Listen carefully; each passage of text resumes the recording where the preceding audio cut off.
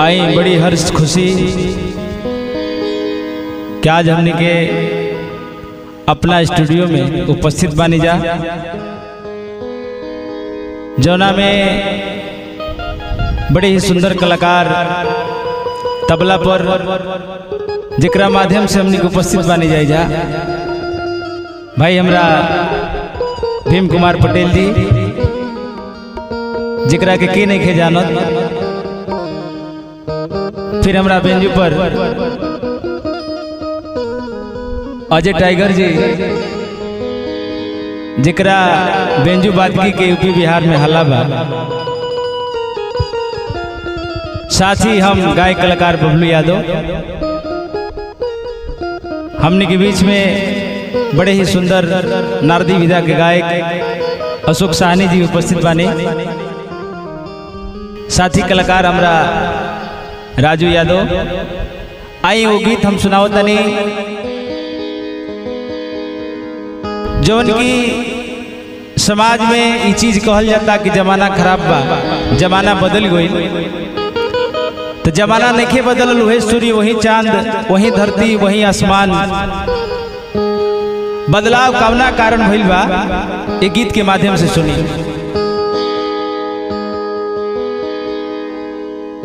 कि अन्न के खराबी से अरे मन में खराब बा, झूठे लोग कहता कि झूठे लोग कहता जमन में खराब बा, झूठे लोग कहता अन्न के खराबी से, अन्न के खराबी से ई मन में खराब बा, झूठे लोग कहता जमन में खराब बा, झूठे लोग कहता।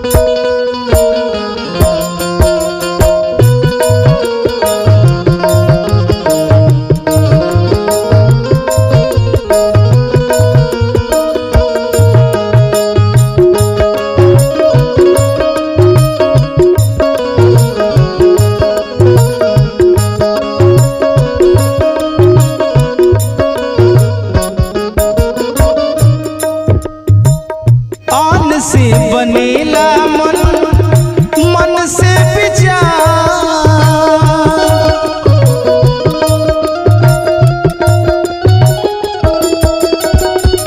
जैसन विचार होला वैसन संस्कार,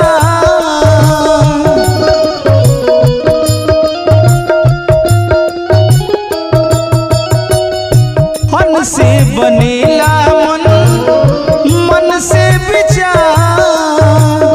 जैसन विचार होला वैसन संस्कार, लोभ मोह के चलते, लोभ मोह के चलते ई मन में खराब बा, झूठे लोग कहता जमन में खराब बा, झूठे लोग कहता जमन में खराब बा, झूठे लोग कहता।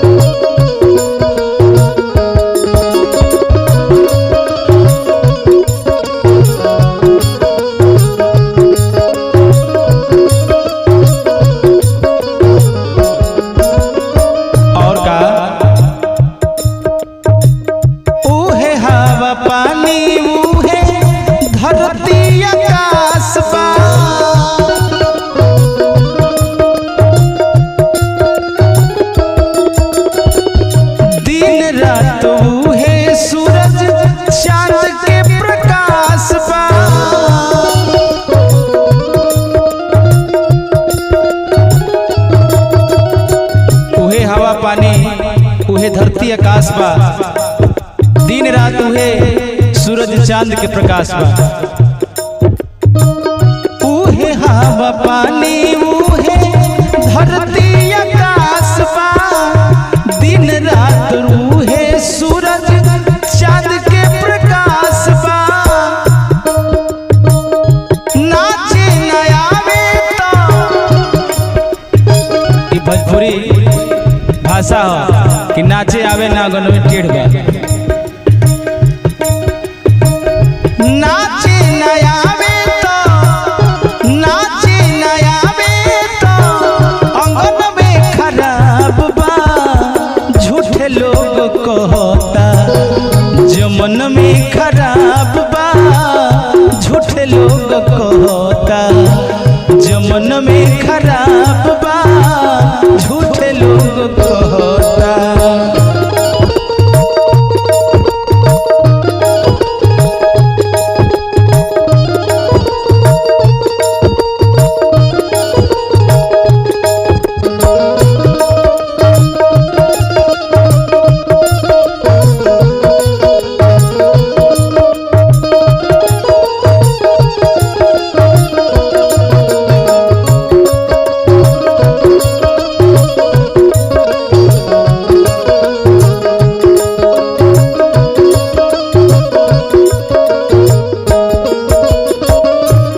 लास्ट भाव अपने न जानल उहे लोग के जनावता।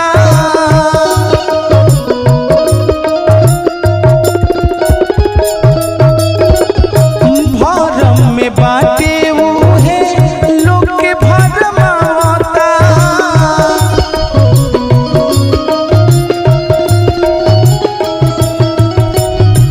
अपने न जानल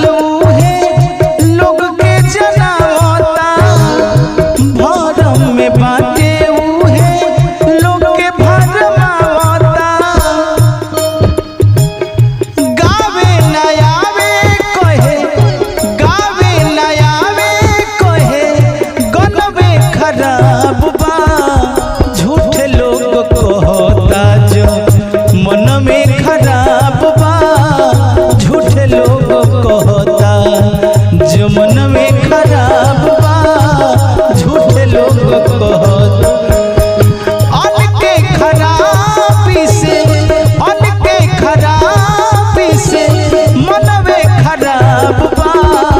झूठे लोग कहता जो